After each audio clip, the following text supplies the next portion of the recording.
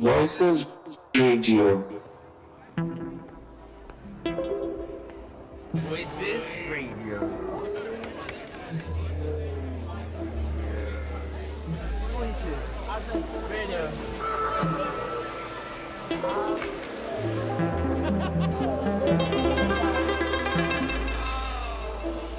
Voices Radio. Voices Radio. Radio.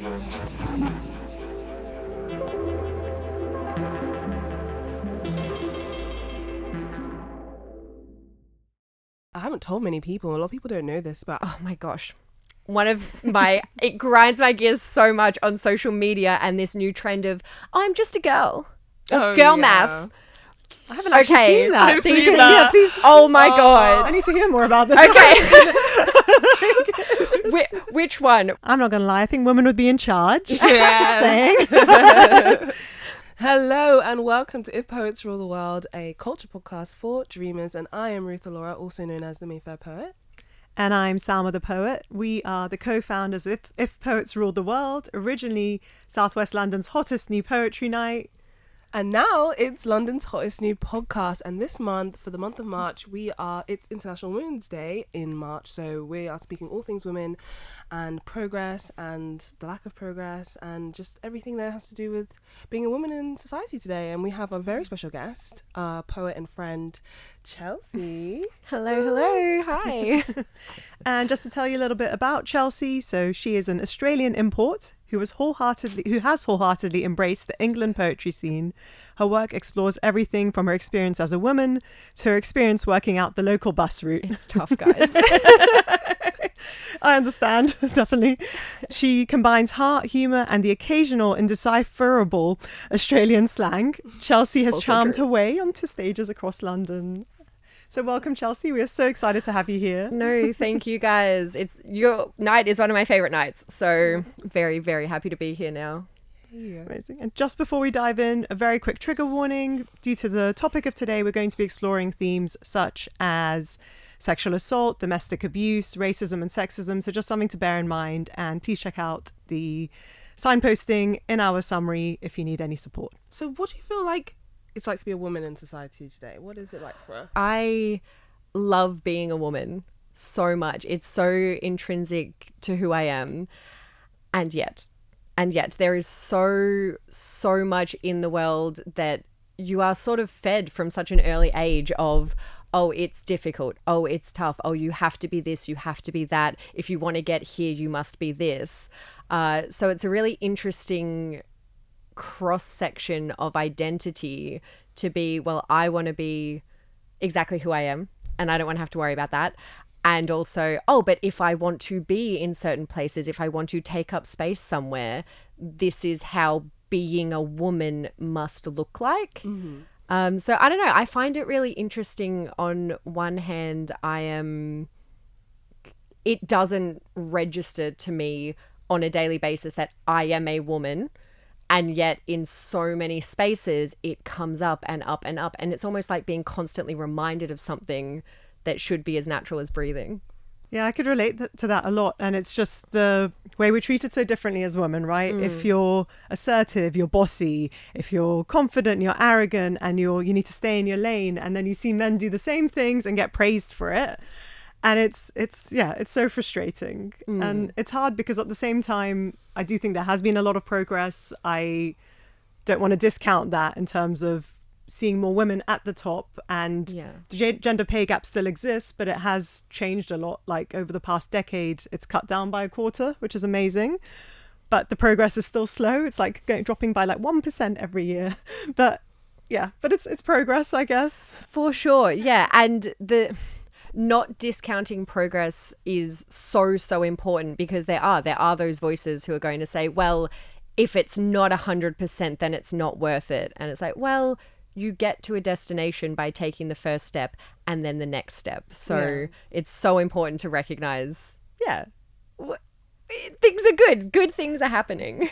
Yeah, I know we have made so much progress in women's rights like over the last few decades, and we have like a lot to thank the feminist movements for the progress that's been made, and I also love being a woman as well. I think what I love about being a woman is sort of the intrinsic aspects of being a woman. Because I was spoken to some of the men in my life. I was like, what does it mean? What do you think it means to be a woman? And then the first things they will say, like, makeup, hair, like all of that stuff. Because I asked them, what does it mean to be a man? And they're like, strong, bold, leader. They were like, and I was like, what do you mean to be a woman? And I was just like, this is what society has pushed on us, like social conditioning, gender, and the roles that we've been pushing since birth.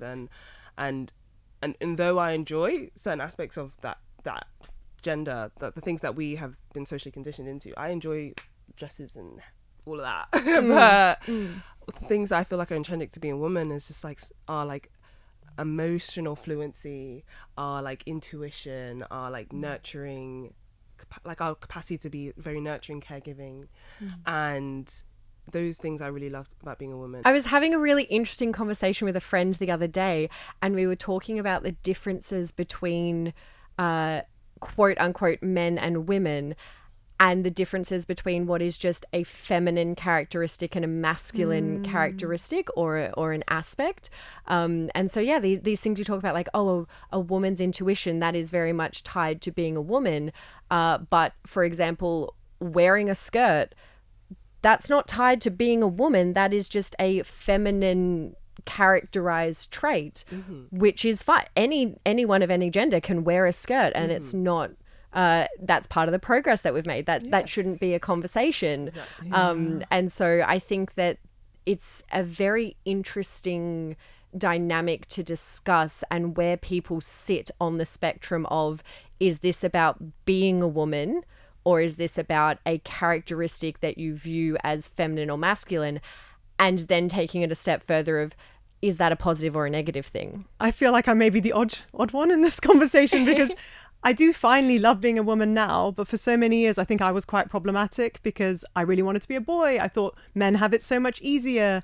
And I also for a long time thought, if I went to a wedding or to an event, I wanted to sit next to a man because I thought I had better conversation with him. I'm really embarrassed to admit that now. I definitely don't feel that way now.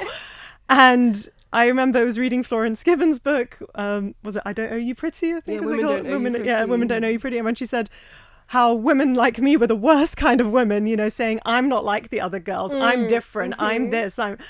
And I mean, it goes across so many other characteristics, whether it's race or gender or, just that actually you're doing a disservice to your community when you say you're different, and that's good, Yes. and now I would fight for women all day long. I was so angry when Trump came into power again. And now I really love being a woman and standing up for women, but it did take me a while to get there. And I do think that's part of growing up in a patriarchy. And a million %. I feel like that's the messaging that we're constantly pushed, that in comparison to men, that women are just, we're more frivolous, and we're less interested in intelligent conversation and things like that. And to bring up Trump, I remember when he first got elected, I thought that we're gonna see our first female president. I thought Hillary was gonna win. I was actually studying politics at university, and we had a screening, and we had a Trump pinata, and we were just like thinking, this is literally, we had a Trump pinata. We were like, oh, he's so not gonna win. We were like having such a good time, and then as the night went on and his numbers went up, the mood went down and things got really depressing. But that was a real clear sign to me that even the most incompetent man has a higher just general perception. People will more likely to would want him in a leadership role over a highly competent woman, and that is disturbing. And I think that's something that we have to challenge, and that is kind of what the next step in our progress is, to be like, we need to be comfortable with women in leadership positions, and we don't have to like label them as bitches or just bulldozers or whatever they call them. Yeah. Exactly. Because leadership isn't exclusive to men. Assertiveness isn't exclusive to men, and I think us running If Poets Were the Wild is an example of, because there aren't so many women in this space running poetry nights or running events. So it's an example of like, we can do that. We can do this. Damn right. Yeah, it absolutely is. It's this changing of the narrative, which is changing, and it is so good to see that it's changing. But there is still such insidious language around women, girlhood, femininity. You know, oh my gosh. It grinds my gears so much on social media and this new trend of, I'm just a girl. Girl math. I haven't actually seen that. I've seen that. Yeah, please. Oh my I God. need to hear more about this. Okay. Which one? Let's start with let's start with I'm just a girl. So it's this cultural movement, and it is funny, which also upsets me, and I catch myself doing it as well. But this idea that, you know, if you make a silly mistake, be it at work or with your friends, or you say something silly and people call you out on it, and they're like, oh, that's not right, or you've done this wrong, the defense is, oh, I'm just a girl. I'm just a girl. Like, how was I supposed to know? I'm just a girl. And it's not being sarcastic or satirical. It's being like, I am just a girl. Well, it's supposed to be satirical, and that is why it's amusing to me on that level. And yes, it is good. It is good humor in those spaces. So, like, I will say that with my girlfriends. I'm like, I'm just a girl, though. What am I supposed to do? But as soon as you take it out of a context of safety and a safe space, it just becomes reiterating a rhetoric of lesser opinion, of you cannot be trusted with the nuclear codes because what if you're on your period, you know? Yeah. And then then there is girl math, which essentially is the Ruth is like, I know, I've done it, I'm guilty of it, which is essentially the idea of if you buy something expensive, for women it's usually handbags or shoes or clothing. If you buy something expensive, it's okay, because if you look at the cost per wear, the more that you use it, the less it actually costs you. And if I buy a holiday, if I drop, £2,000 on a holiday in 6 months, well, in 6 months when I'm on that holiday, it's actually free because I've already paid for it. Girl math. The holiday's free. It's funny, I've never heard of that on holidays, but I don't know if this is too embarrassing to admit to, but I've often thought that with why we should spend more money on shoes and bags, because we probably wear them more than we do dresses, for example. Is that me doing girl math? No, I feel like there's an investment aspect to it, but in terms of girl math, it's just a funny way of just being like, oh, like, I don't really care about finances that much. Yes. I'm just a girl. Exactly. And again, in a safe space, in a safe context, that's not even necessarily a womanhood or a girlhood thing. That's just a funny way to view a consumerist culture, sure, haha. And then as soon as you take it out of that safe space, it's, because women are financially illiterate, because we don't know how to invest. Oh, you're buying handbags. Oh, you're buying jewelry. It's like, well, sorry, that's how wealth is handed down from mother to daughter and has been for generations. Yeah. And you have especially in like Indian culture, of handing down gold jewelry from mother to daughter as a way to preserve wealth. It's such an important thing to talk about. Financial literacy, especially in women, is my special subject. It's my special interest. And I have a long-term goal to be able to help women in that sphere, because there is such a negative rhetoric that is still being healed of women are financially illiterate. The man of the relationship is the breadwinner, and it's horrendous. Women couldn't have credit cards, couldn't hold mortgages, couldn't own property, all the way down to women have never had their own last names. And I'm not talking I get married, I change my name to my husband's. I'm talking my last name is from my father. Even if you have your mother's last name, that's from her father, and it goes back hundreds and hundreds of years. Women have never had their own. And I feel like in today's culture, that is finally something that is at the forthright of the feminist movement, is no, we are our own. I haven't told many people, a lot of people don't know this, but I actually changed my last name.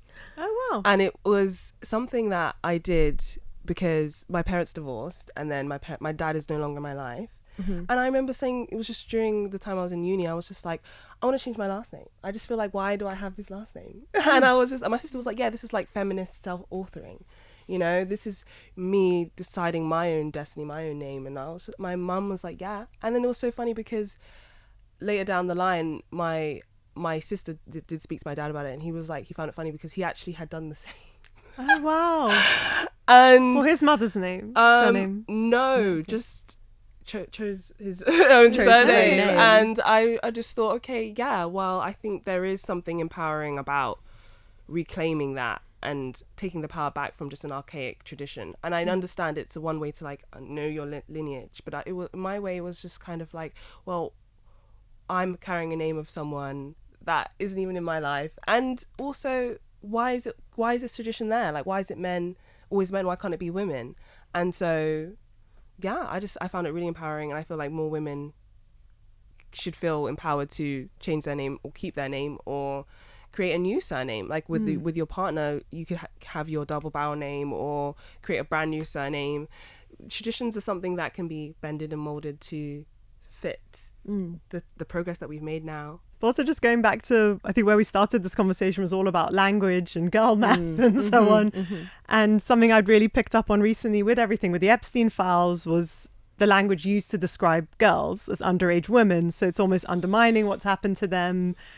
And I don't know if it's too much of a segue, but I was wondering if it's a good time to share your poem, because a lot of that is about language and Yes. fonts and Yeah, no, I would love to. And yeah, it very much hits on that idea between women versus girl versus how do we discuss these things. So yes, I think it's a great segue. Yes. Yes, this does have, obviously we did a content warning at the top of the episode. This does have a content warning for allusions to sexual assault. This is called I Prefer Times New Roman. If wishes and wants were Microsoft fonts, then mine would be Calibri, body. Because somebody once said that my body was theirs, so I might as well share it with all of you too. From the comments that said I deserved it, that it was a lesson and they hoped that I learned it, that he was persistent, so really he earned it. I'll spare you the gory details, but these tales are already the story and everyone has heard it. In the newspapers or online, tonight's top story is a story exactly like mine. If wishes and wants were Microsoft fonts, then couldn't I backspace this chapter? If it didn't have to happen, if I was more careful, then spare me your stares full of pity and shame. Give me your rage. If I am at an age where I have to keep one eye on the street, then you will keep both eyes on the page. I will make myself bold. Underlined, italicized. I was raised on lies that maybe were relevant when I was a girl and the rest of the world didn't seem so malevolent, but now the world is changing and so is the game. Suddenly, does he like me has become, will he spike me? And that flirtatious wave was the consent I gave for him to be inside me. It didn't matter that these streets I was roaming are the ones I come home in, and I prefer Times New Roman, so don't touch my Calibri body. But not everyone hears that, and sometimes fear just falls flat, because now I am another woman statistically likely. High and mighty, member of a club that everyone knows about with a high price of entry. We are a global association across borders and nations. We span this world like a plague, only we wish it was sickness, because then we might actually be treated as victims. No, allegedly, as we desperately put ourselves on display once more for a jury, not shunned for our fury as we scream and we cry and we try not to wish that we wish we had died. But some of us are alive. I am alive, and it ruined my life, but I guess that just means I survived. If wishes and wants were Microsoft fonts, then I would write this a meaningful ending. But they aren't, and I can't, and I am tired of pretending. So yes, I was broken, but I am done bending. Thank you. I'm gonna cry. It's so beautiful. Yeah, You performed honestly. that so well, honestly. Yeah, Thank because I remember you you. came to our first night and performed that, and just again, I feel like I was taken back and just so blown away again. It's an incredible poem. It was Chelsea. you girls created such a see there I go you girls you wonderful women created such a safe space for things like that to be shared or to open those sorts of discussions. So props to If Poets Rule the World. But yeah, thank you. It was it's one of the first poems I ever wrote, actually.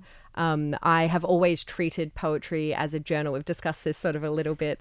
And it was one of those things that working through a traumatic experience and trying to put it into words, and it just so happened that it crossed paths with as I was learning about poetry and poetic form. And I've always hated journaling. I can't just stream of consciousness onto a page, but I found that I could write poetry about it. Yeah, and it was really interesting, that sort of, if wishes and wants were Microsoft fonts, I had that in my head for years and years, and I just knew that there was a poem waiting for the rest of it. But yeah, it sort of opened a discussion around, I guess, victimization and absolutely not discrediting sexual violence towards any other genders either. But unfortunately, the fact is that the vast majority of sexual assault is perpetrated against women. And normally by men, unfortunately. Yeah. And normally Yeah. by men. And it's this idea of safety. There's this whole, we are a global association.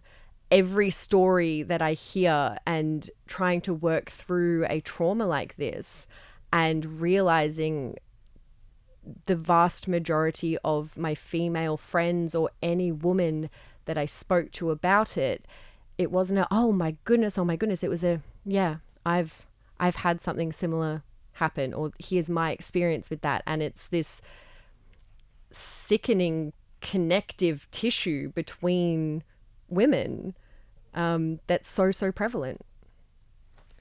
It's so true. And I remember when the Me Too movement first really took off, I thought it didn't really apply to me. And it was only when I wrote a poem about sexual assault for my friend that I was like, oh shit, this happened to me too. And I'm part of it. And it was so weird for that to come to me in a poem, because how sometimes a poem takes a very different journey and you're like, oh wow. And yeah, you're right, it impacts so much of us. But for me, it just showed how so much was normalized to me from a young age, that a man will always try, it's up to you to stop it. It's completely in your remit, it's your power, it's your control, don't give it away too easily. All the blame shifting on the woman, rather than let's start with boys at a young age, early intervention, teach boys how to treat women, teach them what consent means, what it looks like, how yes and no can be quite blurry at times. Yeah. I feel like there is a general lack of education on consent, and I feel like an easy way to just look at it is like, if it's not a hard yes, then it's a no, and that's what I feel like was lacking in the education. It was just kind of like, boys will always try, you just can't be in a position where they can compromise you, and I feel like maybe there is a shift with education coming from like social media and conversations like Me Too movement. Maybe there is a little bit more of a shift, but there is still a lack of actual intervention, like you said, early intervention with boys and women as well, letting women know that it is safe to talk about their experiences, and also how our experiences can be blurry, and how we should be creating more safe spaces for women and also men, to be honest, to talk about these experiences. And poetry is a way to do that. If we're beginning with ourselves by journaling and writing these poems, we're having those conversations with ourselves and then sharing it with people. That's what I think is so beautiful about Poetry Nights, is that you're kind of being collectively held by an audience, and your experience is being listened to and received, and there's something really healing about that, and really powerful.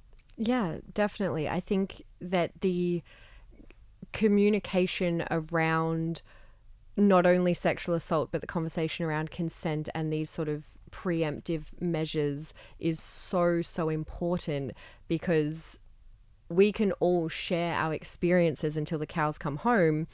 We have still experienced these things. We want early intervention. We want a conversation around consent. It is changing, absolutely. There is also, yes, early intervention with men and boys on teaching them what consent is, and if you don't get a hell yes, it's a hell no.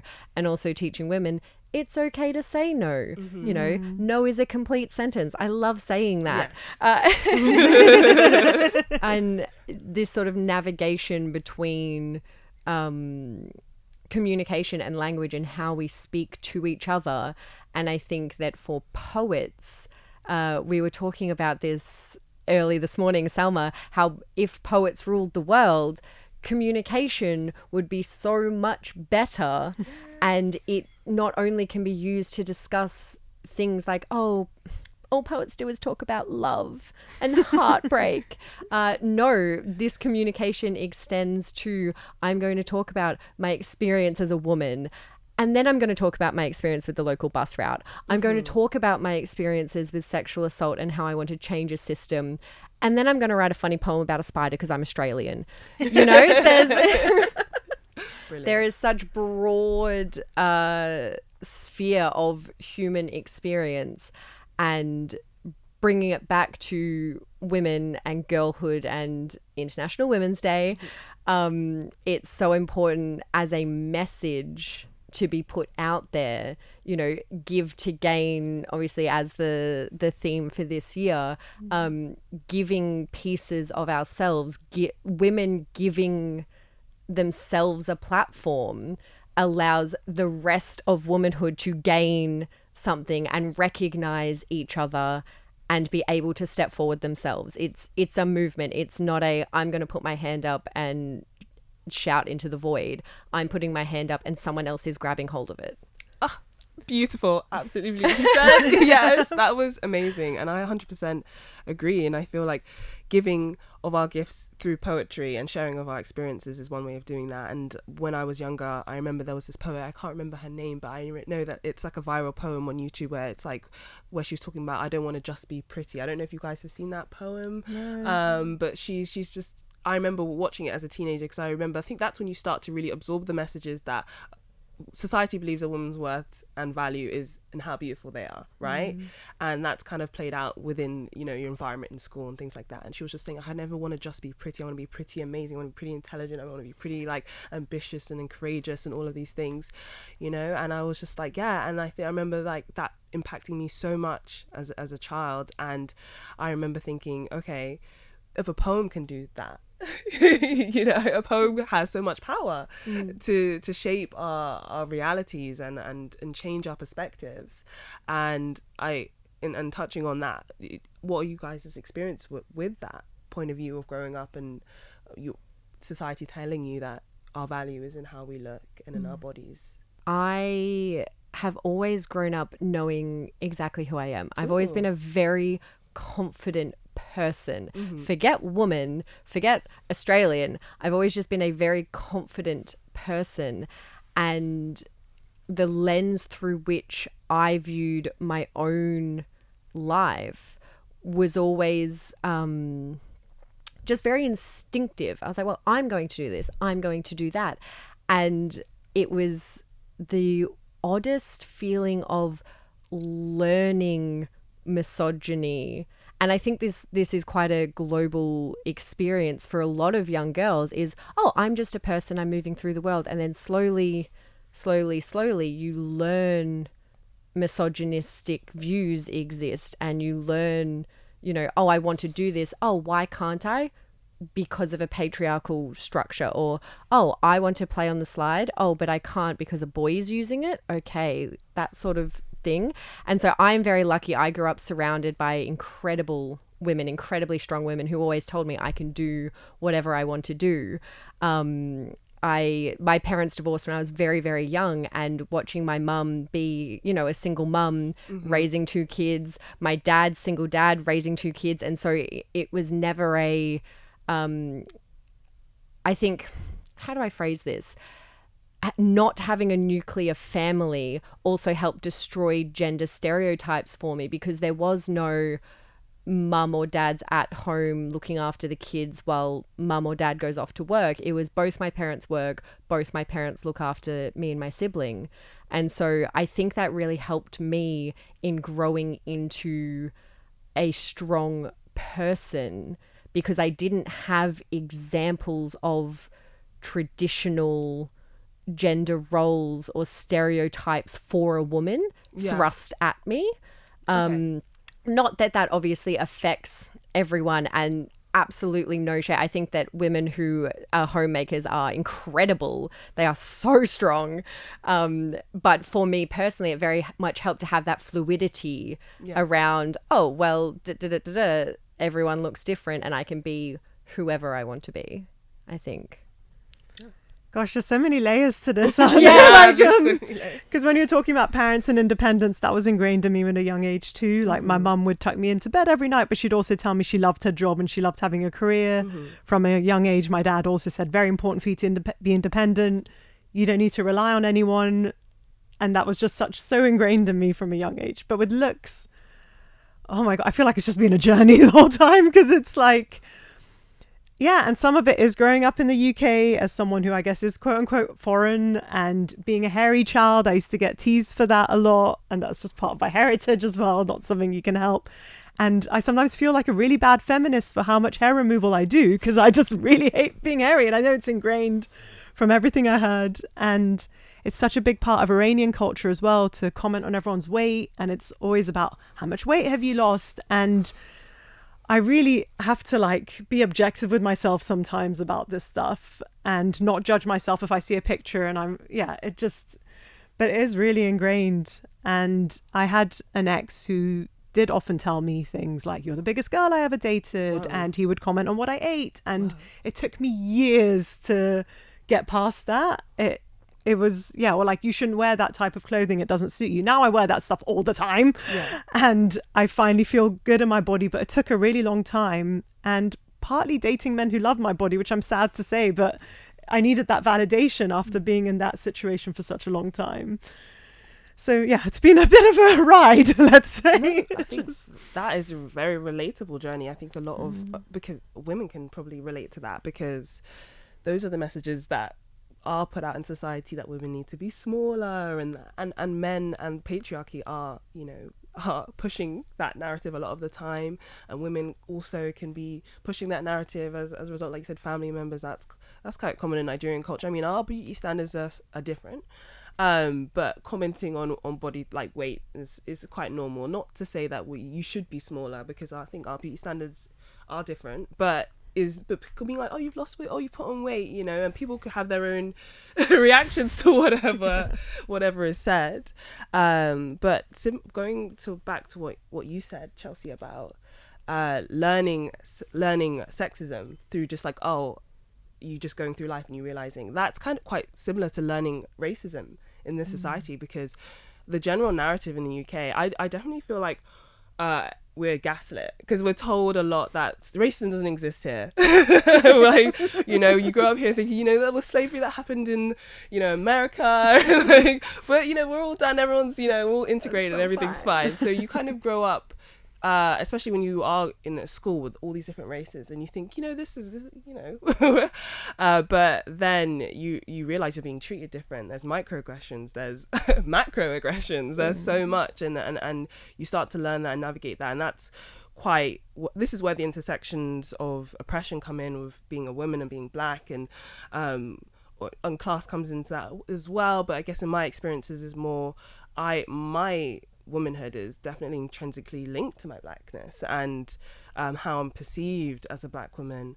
And that goes quite neatly into my poem that I'm going to share. It's called Kisses with Teeth, that talks a lot about my experiences as being a black woman, because I feel like generally in society, there's a quote by Malcolm X that, black women are the most disrespected and underprotected group. Right, and they talked about in America was the context of his quote, but I think that's generally in the whole diaspora, and that's something that I mean, I'm also super lucky. I've grew up with so many phenomenal women who are just so intelligent and just groundbreaking. Like, my grandma came to this country because she was a head teacher in Nigeria, and then she was invited to study in the University of Sussex, right? And then my mum, she's, you know, got a PhD in biochemistry. So I've just seen all these women who are just like, my family, your value is how smart you are, right? And then so I was always really confused with society was like how you look, and then when you're a black woman, the Eurocentric beauty standards, you're literally at the opposite end of it. So you're thinking like, where do you fit into all of this? So I'm going to read you my poem, Kisses with Teeth. The first time you come close to what you think is love, he will say, "You're the most beautiful, fully black person I've ever seen," and you wince at the statement. You wonder why compliments about black beauty so often come with claws that scratch your throat, making it hard to swallow, making it hard to speak. You don't say thank you.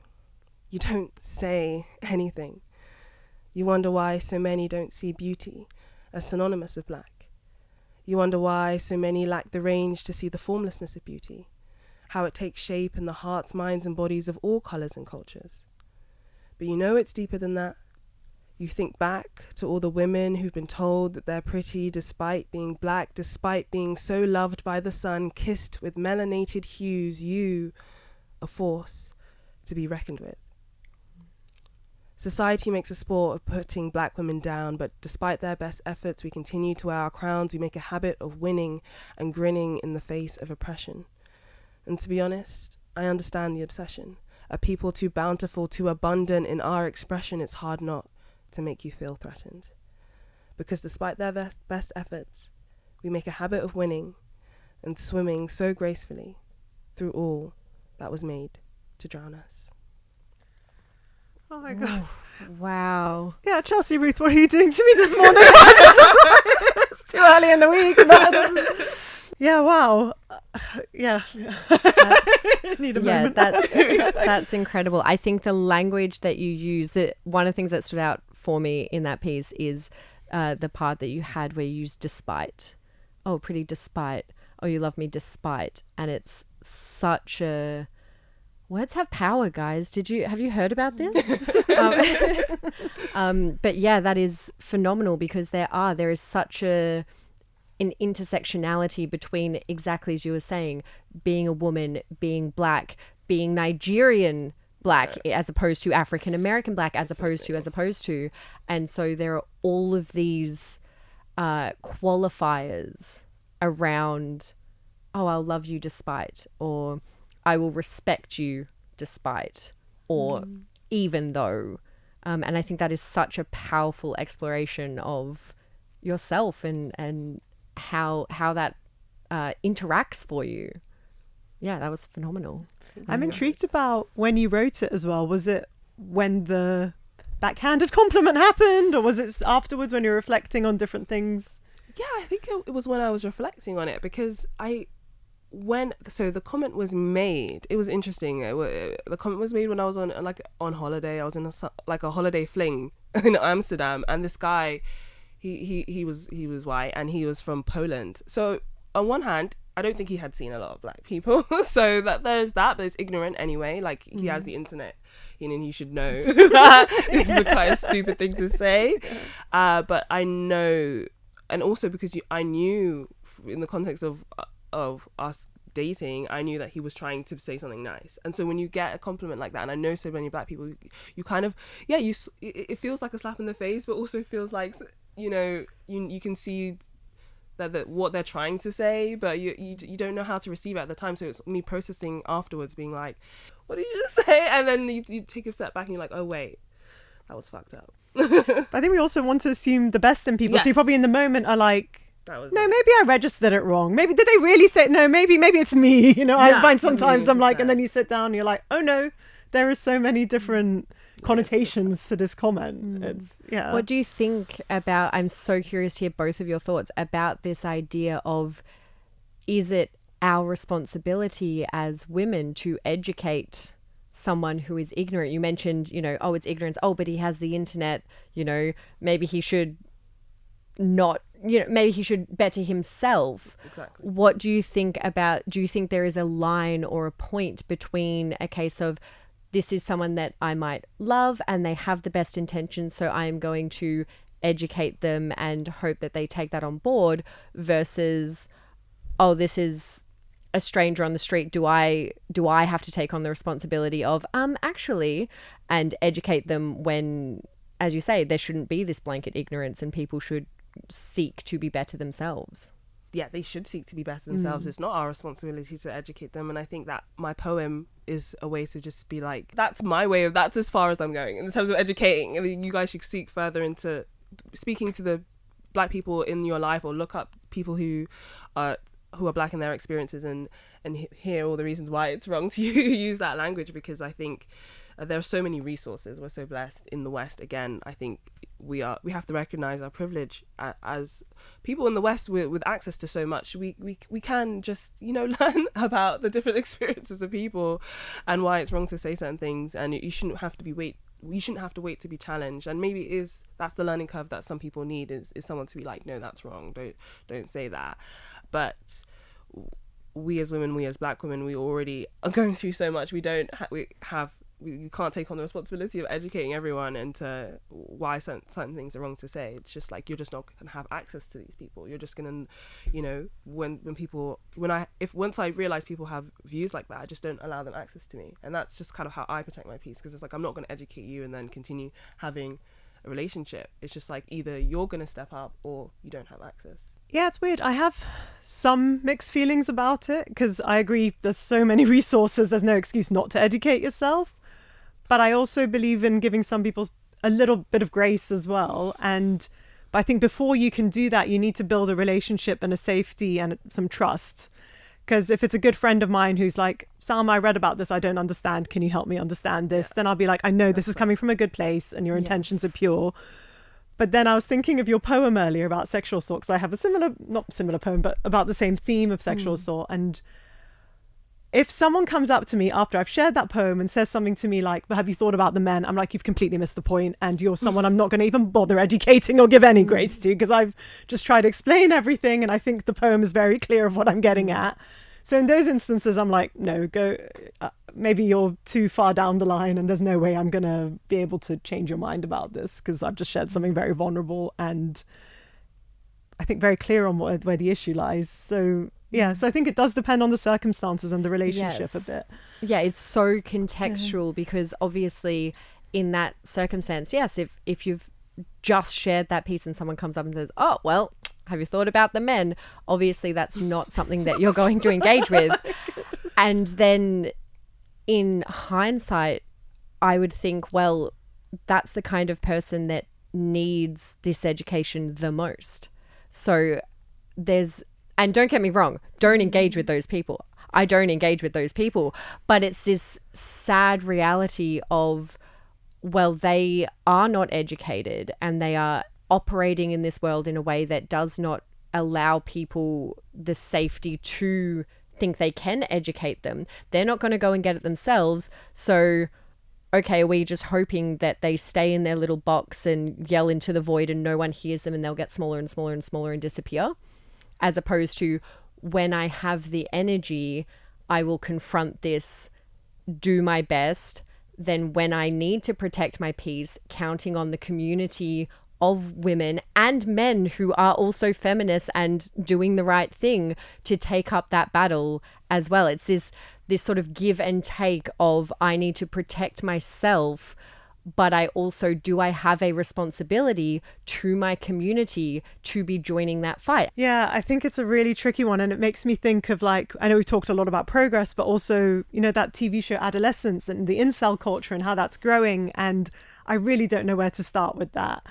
And I sometimes think of this woman, I can't remember her name, which is going to really bother me. She's a South Asian lady. If I find the link, she's done this incredible TEDx talk. And what she does is she goes into white supremacist communities, and people are always shocked to see this brown lady among them, like, what's she doing here? But she really felt like these people aren't actually inherently racist. It's just a lot of the times, for example, they were bullied when they were younger and now they found community.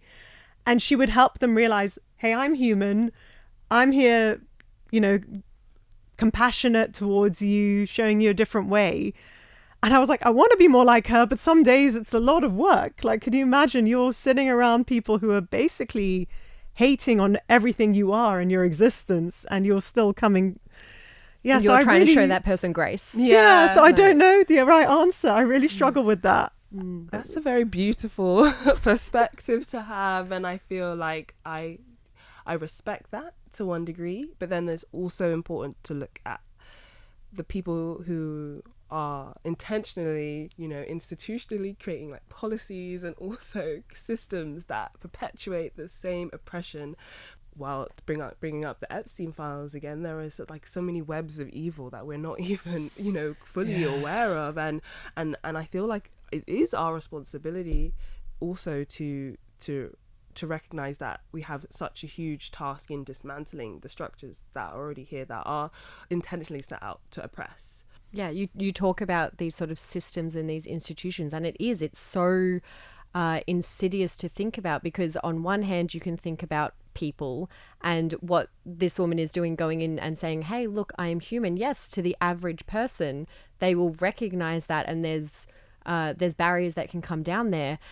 And then you take these systems and institutions, the UN Women's Council, they estimate that even today, women have about 64% less legal rights globally than men across a range of practice areas. And that it would take, cop this, 286 years to reel them all back and get equality legally for men and women. And this leads into, abortion laws, and it leads into marriage laws, family laws, anything. I work in the family law sphere, and it is so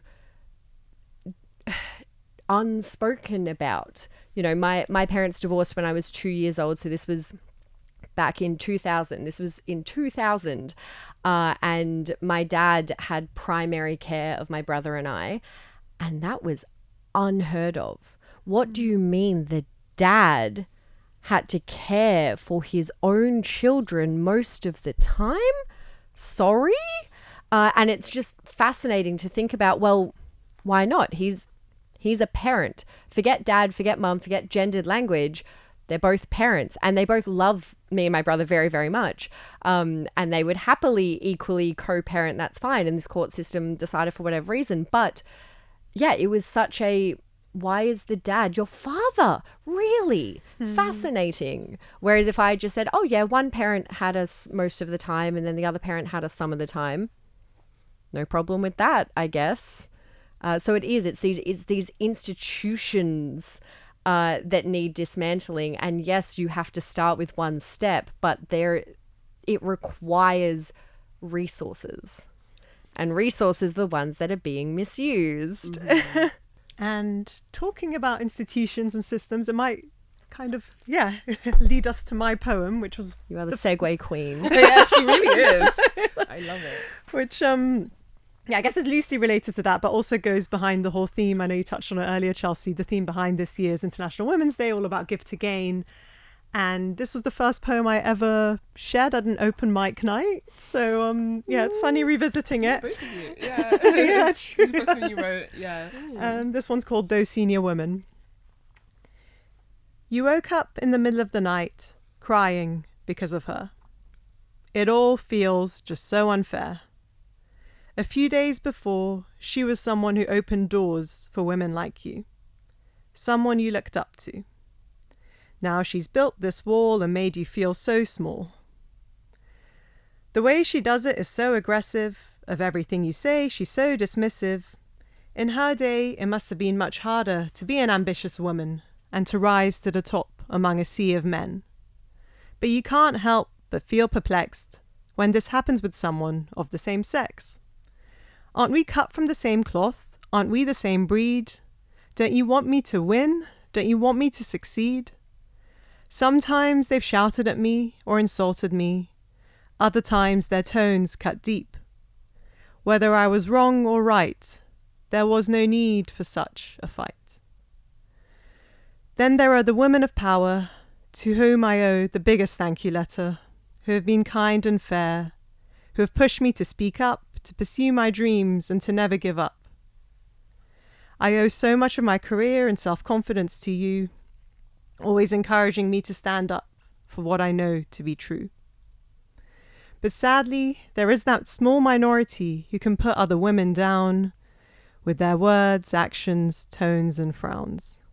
Thank you for persevering and making it easier for future generations. But remember, you can also have an impact through your actions. Those impacts create scars that last a lifetime. I still feel sad when I remember 5 instances in mine. 5 instances where a senior woman lost it at me.